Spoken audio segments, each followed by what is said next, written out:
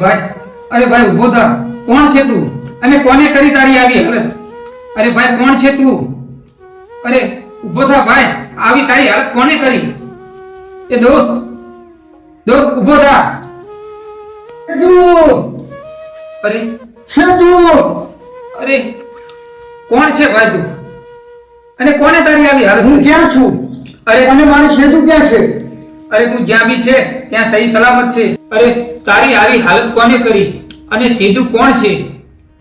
શું તને કઈ યાદ આવી રહ્યું છે? કોણ સેજુ છે જરા મને કે. તારું ઘર ક્યાં છે?